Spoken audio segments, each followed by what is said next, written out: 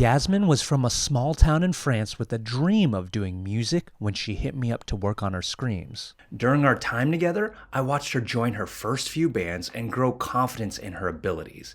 And today, she's the front woman of one of the sickest bands, Face Yourself, signed to one of the biggest labels.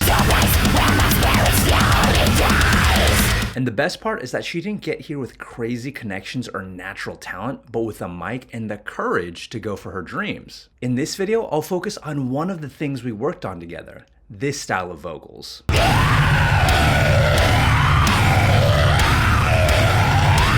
She sounds like a portal to hell, but actually everyone can do this. We'll go over what it is, how I did it wrong for 2 years, and the simple steps to do it. So what is this style? Because of the weird tunnel-like tongue shapes you gotta do to get it, many call it a tunnel throat scream. And when I was first learning this, I did it wrong for 2 years and thought my voice just wasn't cut out for it.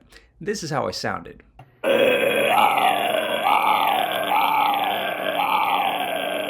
And yeah, it sounded kinda cool, but it didn't have as wild of a tone as I wanted.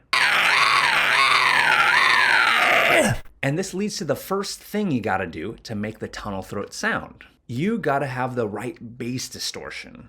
And at first, I thought any old scream would work, but now I know some screams sound way better as a bass. Now, there are different types of screams, but two of the main ones are called fry and false chord screams. But here's the secret ingredient most people don't realize. You need to choose the right vocal register to get the best sound for your tunnel throats. Here's me doing the fry scream in lower chest.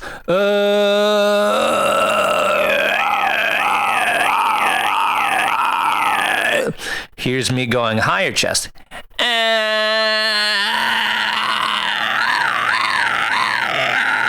Here's me going in head voice.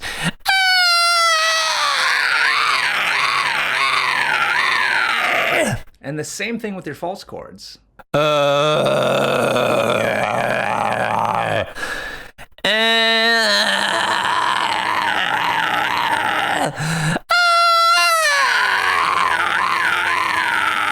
That was the hardest part. Now comes the fun part. Once you have a scream tone down, then you want to use your lips and tongue to shape the sound. So there are generally two different positions to get into a tunnel throat scream. The first is what I'm going to call the tongue arch method. First, you want to position your tongue like this while opening your mouth. Play around with the position of the arch without distortion until you start to hear the unique overtones start to pop up.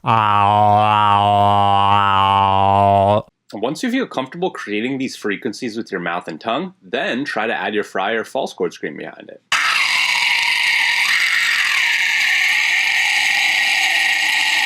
The second method of getting a tunnel throat is to do what I call the cheek poke method.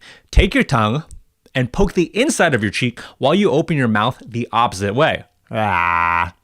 Try to mess around with the size of your mouth and which part of your cheek that your tongue is poking until you start to hear unique frequencies pop up. And again, once you feel comfortable creating these frequencies with your mouth and tongue, then try to add your fry or false chord scream behind it. When you put all these steps together, you'll sound kind of like Yasmin.